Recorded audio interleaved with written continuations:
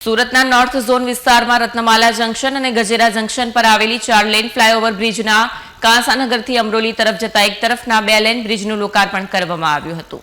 સુરતના કતારગામમાં 4 lane flyover બ્રિજના એક તરફના 2 લેન માર્ગનું ભવ્ય લોકાર્પણ કરવામાં આવ્યું છે। કાર્યક્રમમાં મુખ્ય અતિથિ તથા લોકાર્પણ કરતા કેન્દ્રીય જળશક્તિ મંત્રી CR પાટીલ હતા। ગુજરાતના નાયબ મુખ્યમંત્રી હર્ષ સંઘવીએ પ્રેરક ઉપસ્થિતિ ધરાવી। રાજ્યના નાણાં, શહેરી વિકાસ અને શહેરી ગૃહ નિર્માણ મંત્રી કનુભાઈ દેસાઈ વિશેષ અતિથિ તરીકે ઉપસ્થિત રહ્યા હતા।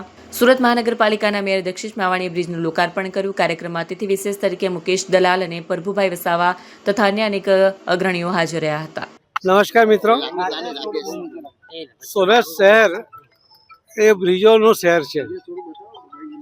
બ્રિજોનું શહેર ફક્ત બ્રિજ છે એટલા માટે નહીં, પરંતુ એકબીજા સાથે જોડવા માટે પણ સુરતના શહેરીજનોનો સ્વભાવ રહ્યો છે અને એટલા જ માટે કુદરતી રીતે પણ આખા દેશમાં સૌથી વધુ બ્રિજ ધરાવતું આ શહેર બન્યું છે ને પોપ્યુલેશનની દ્રષ્ટિએ પ્રો રેટા જો આપણે જોઈએ તો વિશ્વમાં પણ સૌથી વધુ બ્રિજ ધરાવતું શહેર પ્રો રેટાની દ્રષ્ટિએ પણ થયું છે।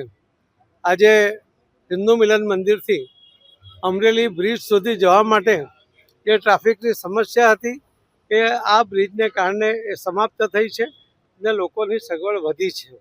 આજે એક શુભ દિવસ છે, રામ મંદિરની પ્રાણ પ્રતિષ્ઠા આજે થઈ હતી, એટલે આજે આ શુભ દિવસે આ નવો બ્રિજ આપણને મળ્યો છે। સુરતના શહેરીજનોને ખૂબ ખૂબ અભિનંદન આપું છું અને સુરત મહાનગરપાલિકાના પદાધિકારીઓ, મેયર, ચેરમેન, નેતા, સૌ કોર્પોરેટરશ્રીઓ, ચેરમેનશ્રીઓ અને કમિશનરશ્રી અને અધિકારીઓ, અમને પણ બધાને ખૂબ ખૂબ અભિનંદન આપું છું કે અમને સમયસર આ સમસ્યાને હલ કરવા માટે એ યોગદાન આપ્યું છે। એના કારણે આ બ્રિજ નિર્માણ થયો છે, એના કારણે લગભગ 10 લાખ જેટલા લોકોને આ ટ્રાફિકની સમસ્યામાંથી મુક્તિ મળશે।